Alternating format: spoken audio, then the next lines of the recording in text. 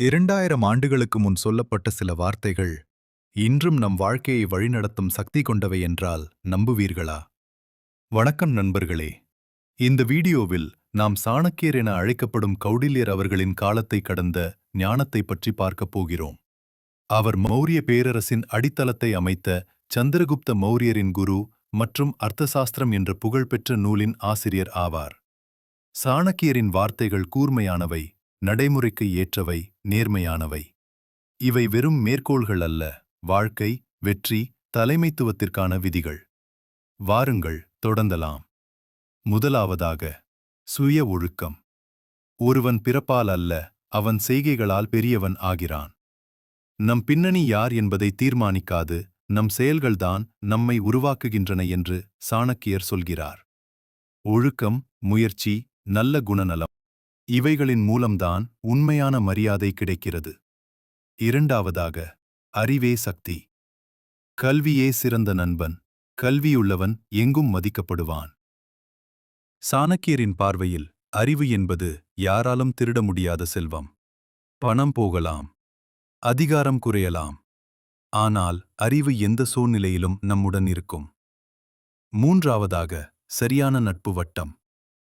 மூடர்களின் நட்பை விட தனிமை சிறந்தது.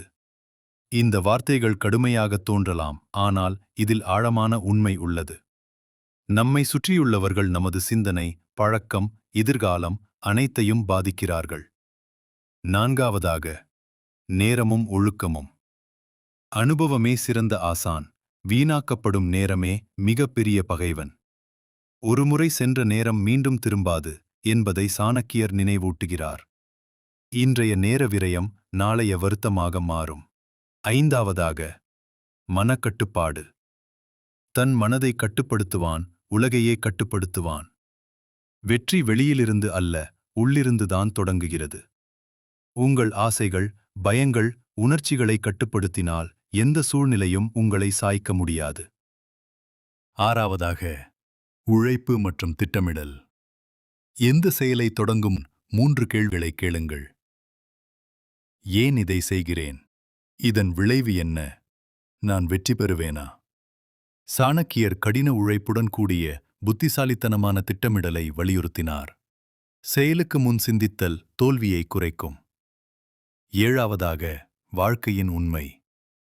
செய்ய நினைத்ததை வெளிப்படுத்தாதே, அமைதியாக திட்டமிட்டு செயல்படுத்து.